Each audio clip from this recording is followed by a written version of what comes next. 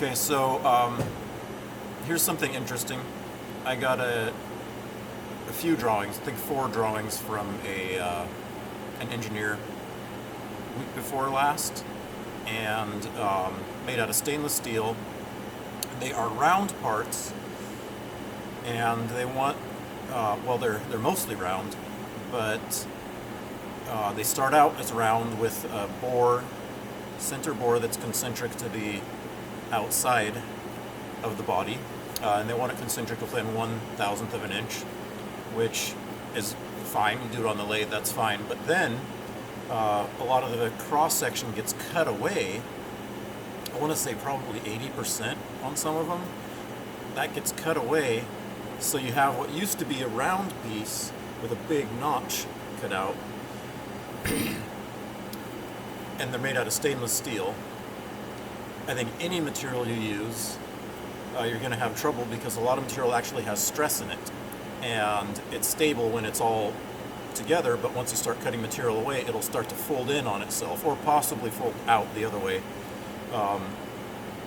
I haven't dealt with that a whole lot, but definitely have seen warping and twisting of parts in the process of machining material away, especially when you can't do it evenly. So you start out with a round rod and you machine most of that cross section away, it's going to twist. So that call out of concentricity within 1/1000th of an inch, I believe, is impossible. The engineer said they did get a quote from somebody else, but it was very high.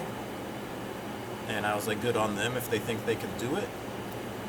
It must be possible somehow, but I've only been doing this for 30 years, so maybe somebody else has figured something out that I have not. My reply was basically a no quote. I said, sorry, this is out of my league. So the engineer called me up asking why it was out of my league, and I thought maybe it was an inexperienced engineer, but the guy, he sounds like he's 60 or so, German guy, and so I'm kind of surprised. I'm surprised by 2 things. One, that he's requesting this, and 2, that somebody gave him a quote. But there may be ways to do it, but very expensive. I'm not sure exactly, and I don't think I could do it in my shop. I would love to trial and error to see if how close it would be, how much it would twist, but I don't have time for that. And I don't have time for the stress of starting a job that I don't think I could finish without scrapping a lot of stuff, trial and error, see what happens. He actually called me up and asked me why I said it was out of my league, so I explained these things to him. Strange thing is, and I talked to him for, I don't know, 15 minutes or something last week. He just called me again and asked me the same thing.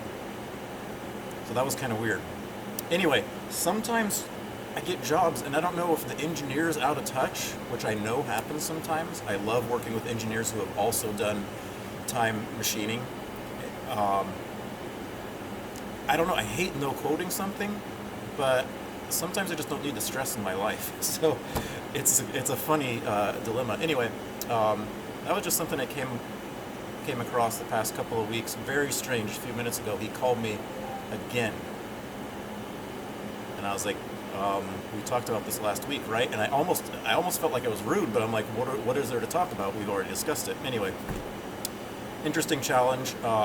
One of the things we run into as machinists is like, "Hey, engineer, I don't think this is possible, or it's not reasonable." Sometimes you can do it, but are you really going to pay as much as the time it's going to take to make this thing? Anyway, there are tricks. There's, and I've done some research, but I just don't think I'm going to be able to do that. So, I don't know. That's today, February 23rd, dilemma of the day. Thanks for watching.